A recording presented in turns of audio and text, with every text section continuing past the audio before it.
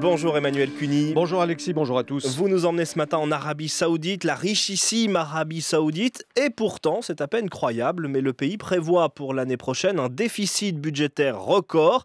Là-bas aussi, donc, les finances sont en déroute. Que se passe-t-il, Emmanuel, au royaume du pétrole ? Eh bien Alexis, il se passe que si l'Arabie Saoudite était en Europe, elle se ferait littéralement tancer par Bruxelles, avec un déficit proche de 20% de son PIB, de sa richesse nationale. Riyad ne pourrait même pas remplir les critères de Maastricht. C'est un comble pour la première économie arabe, 20% de déficit par rapport au PIB. Nous, je rappelle qu'on en est à 3,4%, donc on peut dire qu'on est quand même meilleur. Alors, 80 milliards d'euros de déficit budgétaire en 2016, après un trou déjà de 90 milliards en 2015.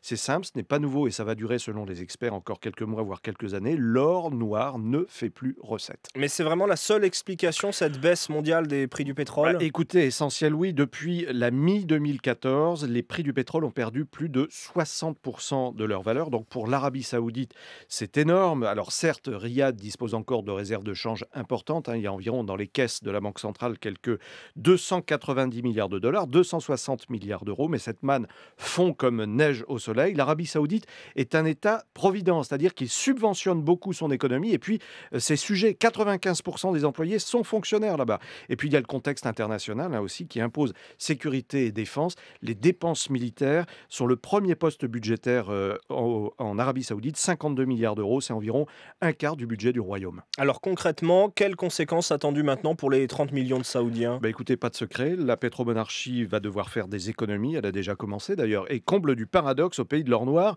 alors que nous, occidentaux, achetons notre litre d'essence ou de gasoil en ce moment à des prix défiant toute concurrence, l'Arabie Saoudite, pour rééquilibrer son budget, annonce qu'elle va remonter de 50% les taxes sur l'essence. Alors c'est vrai qu'un litre à 15 centimes, l'essence est bradée là-bas, mais quand même. Et puis ce n'est pas tout. L'État saoudien va reconsidérer les prix de l'électricité, de l'eau, augmenter les taxes sur les services et puis instaurer une TVA. Donc vous avez bien entendu, il s'agit ni plus ni moins de mesures d'austérité. Est-ce que ça peut avoir un impact maintenant sur la situation géopolitique ? Alors effectivement, vous avez raison de poser la question. C'est très important dans la filée générale. Les États-Unis sont désormais le premier producteur de pétrole du monde grâce aux hydrocarbures de schiste. Donc les pays membres de l'OPEP y voient une concurrence frontale et font la guerre des prix. Certains États du Golfe Persique y répondent par une diversification de leurs économies, par des investissements ailleurs dans le monde. Il y a l'Europe de l'Est, l'Afrique notamment. Donc oui, par extension, le déficit budgétaire de l'Arabie Saoudite est également symptomatique, on dira, du mélange des cartes qui est en train de s'effectuer de part et d'autre de la planète. Le décryptage éco signé Emmanuel Cuny. Merci Emmanuel.